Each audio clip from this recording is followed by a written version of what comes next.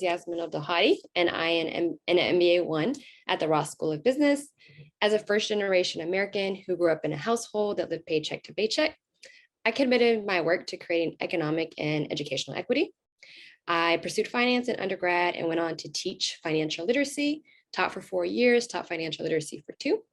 Now in business school, I've dedicated my time to identifying a specific challenge within financial education.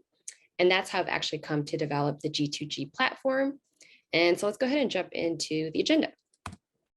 So as you can see here, we'll start with the challenge statement, jump into the solution overview at a high level, jump into, and then in the third slide, in the third component, we'll talk about the product implementation, then followed by customer success and sustainability. So let's go ahead and jump into the challenge statement. So for me, I came up with this challenge statement after I conducted stakeholder interviews to identify 2 things. One, do people— Hey, Yasmine, your slides have not progressed. Uh-oh. And you're frozen on our screens too. Oh, Your no. picture. I wonder if this is a connection issue.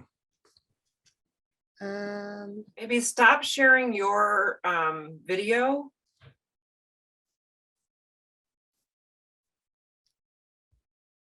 That was a crash. Yeah. Okay. Hello again. I share my screen and yeah, I'll turn off my video. Okay. So that will delay any lags. So let me share this. We heard you the whole time. Your slide just didn't advance. Okay, would you recommend— This is perfect. Yeah. Okay, perfect. Yeah. Go ahead. Sorry about that, you all. All right, No so I came up with this challenge statement after I conducted stakeholder interviews to identify 2 things. 1, do people care about their personal finances? And then 2, what do people need and want from a financial literacy program? My findings revealed everyone said they cared about financial literacy in their learnings, but the people who were actually taking action to do so were going through a life transition, and they were the ones who were actually making an effort to educate themselves. It's important to clarify that life transitions can be positive or negative, and most institutions provide resources to the positive life transitions, such as buying a home or going to college. There is a gap in the market for individuals who are going through difficult life transitions, which we define as divorce, life-threatening ailments, and infertility. On the right-hand side, we see Sam and Sandra. They represent 2 of the stakeholders we interviewed. Sandra's attempting to have a baby, and Sam now has to become a caregiver for his mom. Not only are they dealing with the difficult situation, but they also have to address the financial implications that will require them to change their habits. So this is particularly important as the journey through Sam and Sandra's life transitions can be isolating and the financial implications taboo to talk about. And so that's why we created the solution G2G. So I'll dive into the solution in the next slide.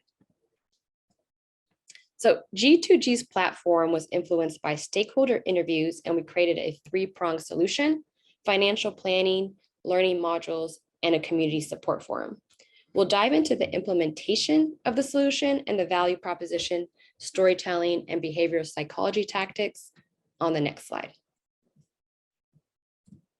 So here we actually see a mock-up of Sandra and Sam's G2G profiles and their financial dilemmas. We plan to launch G2G as an app because Sandra and Sam are actually very busy individuals, as we can see from their occupations, and they can easily engage on the go. So let's actually start with the first component of the app, which is the financial planning piece.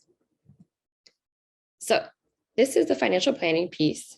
Here we see Sandra and Sam. G2G will offer them vetted financial coaches. And so we did this for 2 reasons.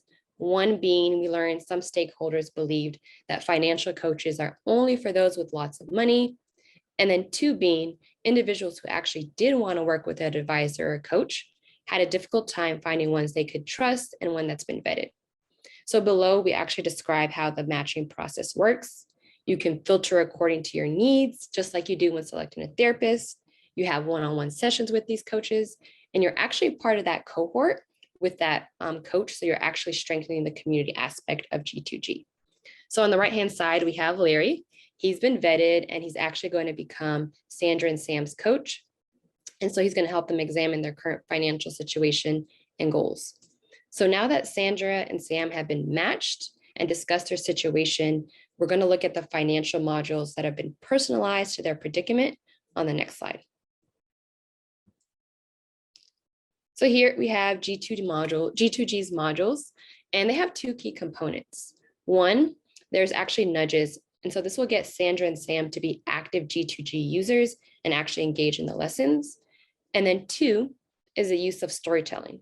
So there's an opportunity to break down complex financial topics in a way that's understandable. On the right-hand side, we have mock-ups of the notifications Sandra and Sam will see on their screen. The modules are bite-sized, so Sandra can complete them in the waiting room at the doctor's office, and Sam can complete his during his lunch break. After they've completed the modules, Sandra and Sam will be assessed, and the results will influence what the following module contents will be.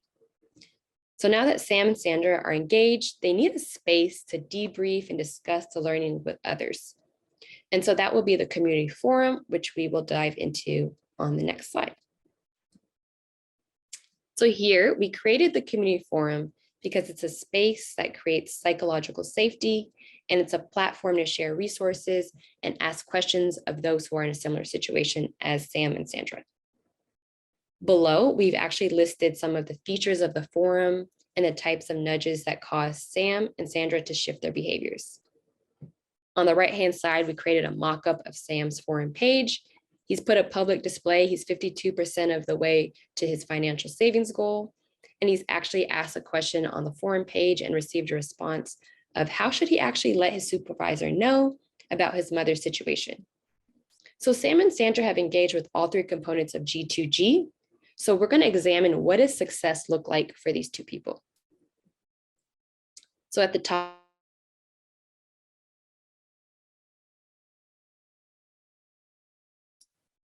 Yasmine, we lost you again.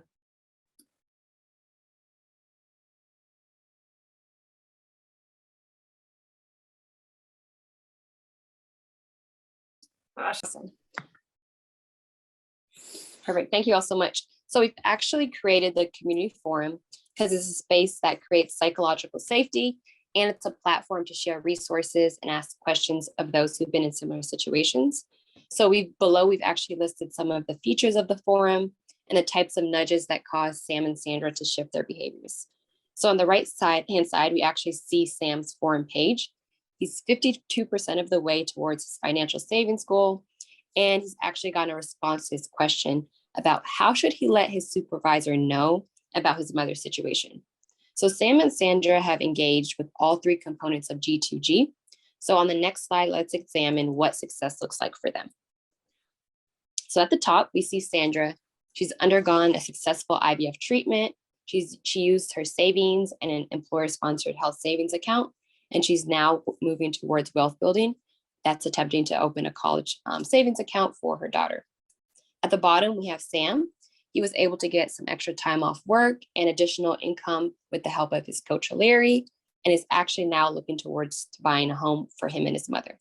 So we've seen how G2G has supported Sandra and Sam. So on the next slide, let's actually look at the long-term impact and sustainability of G2G.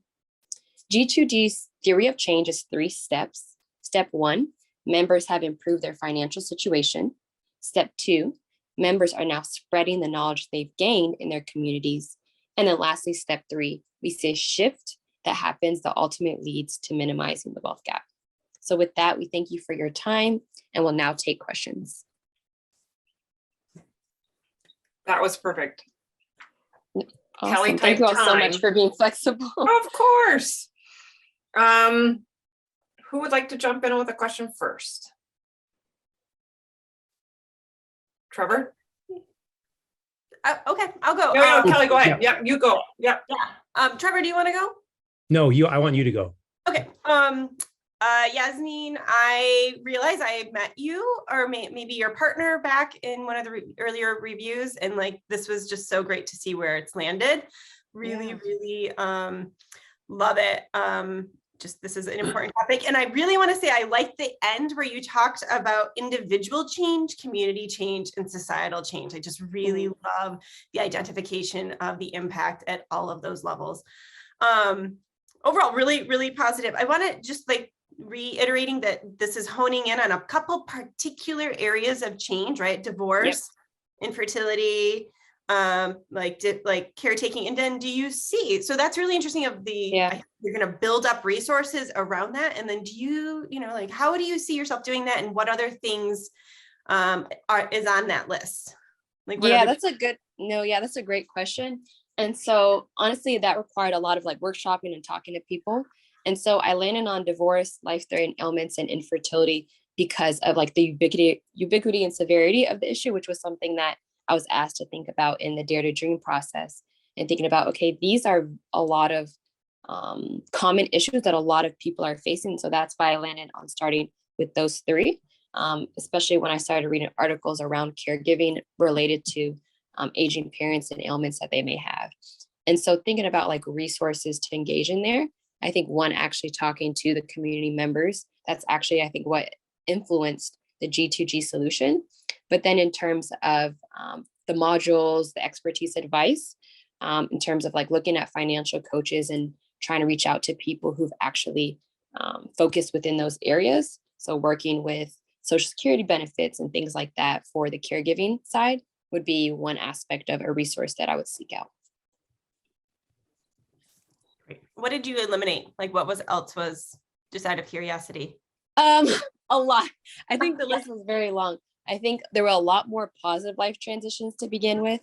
And as I had more conversations, realizing that, wait a minute, we don't really talk about the financial implications of divorce, infertility. I think some of the more other negative ones was a family death.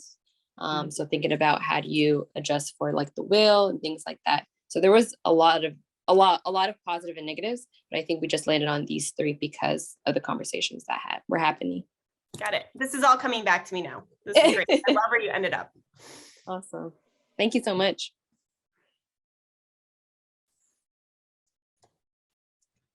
I go next.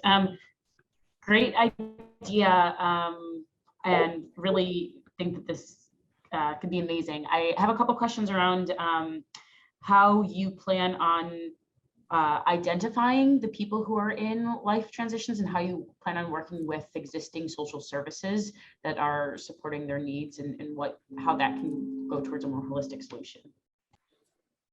Yeah. When you said, can you repeat the first part of the question? It was two parts. Yeah. So people who are in life transitions, how will you identify and get them to try another solution or another app for them when they are going through a life transition?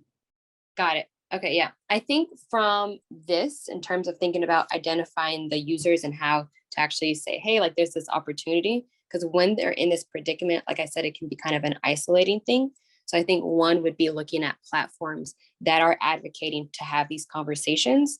And so being able to market G2G on these platforms, and then through word of mouth, have users to share, like, this was my experience on the platform, this is who I worked with, and then have other users be able to join. So I think that was the first part of your question. I think the second part was in terms of like community and other resources. I think that goes back to thinking about community organizations, whether it's like a community center within a town, and being able to have representatives to share the resources that we're advocating, from our financial coaches and the modules that they would be able to access potentially for free to start with, depending on like income and things like that.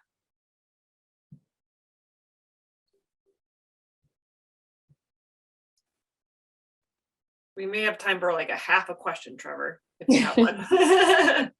Well, I'll just name that I, like Kelly, really love how this has kind of come along. I think it's really great. I think that I would continue to kind of have questions about how people kind of get brought into it, which you just addressed some of, and then also kind of what the kind of sustainability model is, although I can imagine a bunch of easily successful things that I can think of quickly. So I don't think that that's a hard lift, especially since you're in the financial sector. But yeah, I think you've done great work here. So. Yeah, thank you. And even to like add on to your point, Trevor, of actually was having a conversation with Erin about developing the solution and thinking about making sure that the resources that are provided are non-exploitive, because I think oftentimes, right, if somebody is in a dire situation, there's almost desperation. And so I think that requires a certain level of like efficacy and vetting from the coaches and the resources that are out there. And so that would be that piece of like sustainability and impact for the long term. So thank you for bringing that up. Yeah.